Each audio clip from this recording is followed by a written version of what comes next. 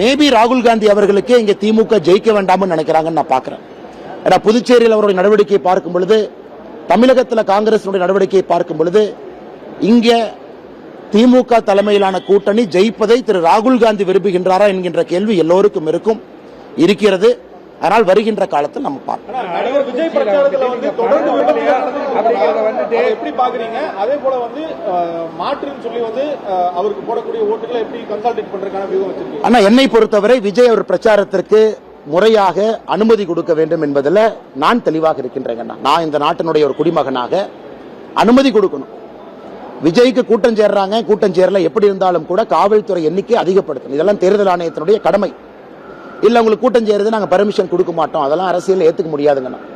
தேர்தல் களம் என்று வந்த பிறகு எல்லா தலைவர்களுக்கும் நீங்க முறையாக அனுமதி கொடுத்து முறையாக அந்தந்த கூட்டத்திற்கு ஏற்ப ஒரு ஸ்கேல் ஆஃப் டிப்ளாய்மெண்ட் நீங்க போடுங்க. ஏன்னா இதுதான் பப்ளிக்கு செக்யூரிட்டி மட்டும் இல்ல, பப்ளிக் ரிஸ்க் ஏதாச்சும் இருந்தா கூட அதை அவாய்ட் பண்றக்கா. இரவு நேரத்தில், பகல் நேரத்தில் ஓப்பன் ட்ரெயின், சில இடத்துல ட்ரைனேஜ் ஓப்பனா இருக்கும், யாரும் விழுந்து விடக்கூடாது. அதனால் இல்ல உங்களுக்கு கூட்டம் அதிகமாக சேரும், நாங்கள் அனுமதி கொடுக்க மாட்டோம் என்று தேர்தல் நடத்தக்கூடிய அதிகாரிகள் சொன்னாங்கன்னா அந்த கருத்து ஜனநாயகத்தில் ஏற்புடையது கிடையாது. நீங்க ஸ்கேல் ஆஃப் டிப்ளாய்மெண்ட் அதிகப்படுத்தி பொதுமக்களுக்கு பாதுகாப்பு கொடுத்து தலைவர்களுக்கு பேசுவதற்கு அந்த கேப்பை ஏற்படுத்தி கொடுங்க. அதனால இந்த விஷயத்துல தமிழக வெற்றி கழகத்தினுடைய தலைவர் திரு விஜய் அவர்கள் தமிழகத்தில் அனுமதி கோரும் பொழுது அதை எலெக்ஷன் கமிஷன் கொடுக்கணும். கொடுக்கலனா இன்னைக்கு இவங்க பேச ஆரம்பிச்சிட்டாங்க. தேர்தல் ஆணையம் நடுநிலைமையா இருக்கா? இன்னுமே தமிழகத்தினுடைய அதிகாரிகள் தேர்தல் ஆணையத்தினுடைய கண்ட்ரோல் இருக்காங்களா? இதற்கு முன்பு ஆட்சியில் இருந்த திராவிட முன்னேற்ற கழக அரசு கண்ட்ரோல் இருக்காங்களா அப்படிங்கிற கேள்வியை பல இடத்துல வைக்க ஆரம்பிச்சிட்டாங்க. ஆனால் தேர்தல் ஆணையம் நடுநிலையாக இருப்பது மட்டுமல்ல, நடுநிலையாக இருப்பதை நாம் பார்க்க வேண்டும். அது எல்லா தலைவர்களுக்கும் இது பொருந்தும் என்பது என்னுடைய கருத்துக்கள். அண்ணே, கரூர் சம்பவத்தை பொறுத்தவரை அச்சம் என்று சொல்வதை விட இன்னைக்கு சிபிஐ என்கொயரியில் இருக்கு, பல அதிகாரிகளை விசாரிக்கிறாங்க. ஆனா ஒன்று, விஜயோட கட்சி உங்களுக்கு அனுமதி கேட்கறாங்கன்னா வாலண்டியர்ஸ் கொடுக்க சொல்லுங்க, இவ்வளவு வாலண்டியர்ஸ் நம்பர் மென்ஷன் பண்ணுங்க, காவல்துறையினுடைய எண்ணிக்கை அதிகப்படுத்துங்க. ஏன்னா ஜனநாயகத்தில் பேசுவதற்கு எல்லோருக்கும் உரிமை இருக்கு. வாலண்டியரா போய் கேட்க போறவங்களுக்கு உரிமை இருக்கு. நான் வாலண்டியரா போய் கேட்பேன், பாப்பேன்.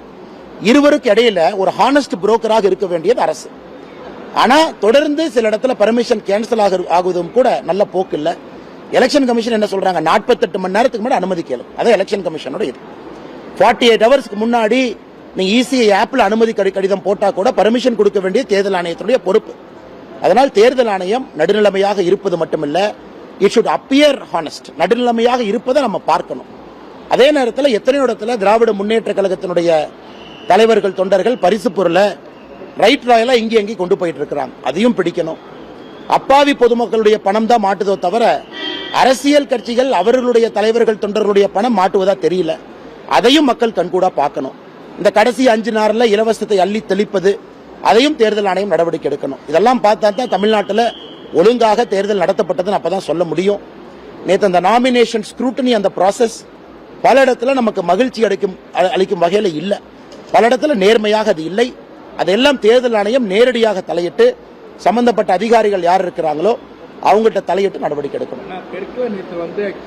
பிரச்சாரம் செய்யற செந்தில் பாலாஜி உங்ககிட்ட என்னதுங்க, ரொம்ப நாளா நான் அண்ணாமலைகிட்ட ஒரு விஷயத்தை கேட்குறேங்க, அரவக்குறிச்சியில போட்டிட்டப்ப வாக்காளர்களுக்கு 1000 பணம் கொடுத்தாரா இல்லையாங்கிறத அவரிடம் மீடியாக்காரங்க நீங்க கேட்டு. அண்ணா, மீடியாக்காரங்க நீங்க நாளை காலையில் அரவக்குறிச்சி போங்க.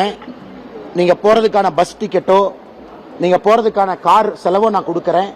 நீங்க அரவக்குறிச்சி மக்கள்கிட்டலாம் போய் பேசிட்டு அண்ணாமலை கொடுத்தாரான்னு போய் கேட்டுட்டு வாங்க, அண்ணாமலை என்கரேஜ் பண்ணாரான்னு கேட்டு வாங்க. நீ கேட்டு வந்த பிறகு ஏஎன்ஐ உங்கள்கிட்ட நான் பதில் சொல்றேன். ஆனா பஸ் டிக்கெட் என்னோடது, ஏஎன்ஐக்கு நான் கொடுக்குற பஸ் டிக்கெட் என்னோடது. காலைல போயிட்டு அண்ணாமலை எங்கேயாவது கொடுத்தாரா, அண்ணாமலை ஆளுக லெப்ட் ரைட்ல வச்சுக்கிட்டு அண்ணாமலை போய் கொடுக்க சொன்னாரா? அதனால கோயம்புத்தூர்ல தெளிவாக நான் சொன்னேன், எனக்கு தெரியாம யாராவது கொடுத்தா கூட நான் உரிச்சு எடுத்துருவேன். எனக்கு தெரியாம கூட யாரும் கொடுக்க கூடாது. அரசியலை பொறுத்தவரை நான் ஒரு ஹானஸ்டியை கொண்டு வந்திருக்கேன். அது தமிழகத்தில் புதுசு, அது பல பேர்த்த உறுத்தி இருக்கு. இன்னைக்கு செந்தில் பாலாஜி மாதிரி ஆள் சொல்றதுல நீங்க ஏஎன்ஐல கேட்கிற அளவுக்கு வந்துட்டீங்க. ஒரு 1ஆம் நம்பர் புரோக்கர் ஜெயில 300 நாளைக்கு மேல இருந்தாரு. அவருடைய சொந்த தம்பி 1.5 வருஷம் அக்யூஸ்டா இருந்த ஒரு ஆள் இன்னைக்கு கரூர்ல பேசிட்டு இருக்கான். இந்த கேள்வி அவங்ககிட்ட கேட்கணும்ல. இதே ஏஎன்ஐ ஒரு நேர்மையான நடுநிலையான ஏஎன்ஐ பத்திரிகை நீங்க வேலை பார்த்தீங்கன்னா நீங்க செந்தில் பாலாஜி எப்படிப்பட்ட கேள்விகள் கேட்கணும்? ஏஎன்ஐல அப்படியே வெண்ண தடவை மாதிரி தடவை தானே கேட்டுட்டு இருக்கிறீங்க. என்ன திருட மாதிரி கேக்குறீங்க? ஒரே நிமிஷம் அண்ணா, நீங்க கேட்ட கேள்விக்கு பதில் சொல்றதுக்கு எனக்கு உரிமை இருக்கு. தலைவா நீங்க கேட்டீங்க, பதில் நான் சொல்றேன், நீங்க கேட்கணும். பதில் கொஞ்சம் சுடும், பதில் கொஞ்சம் சுடும்.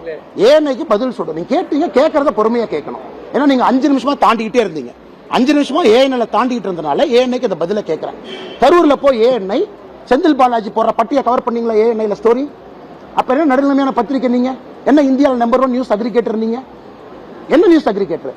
ஏஎன்ஐல ஒரு ஸ்டோரி இது வரைக்கும் கரூர்ல செந்தில் பாலாஜி போட்ட பட்டியை கவர் பண்ணிருக்கீங்களா? கவர் பண்ணீங்களா? கவர் பண்ணீங்களா? கவர் பண்ணீங்களா? தேங்க்யூ அண்ணா.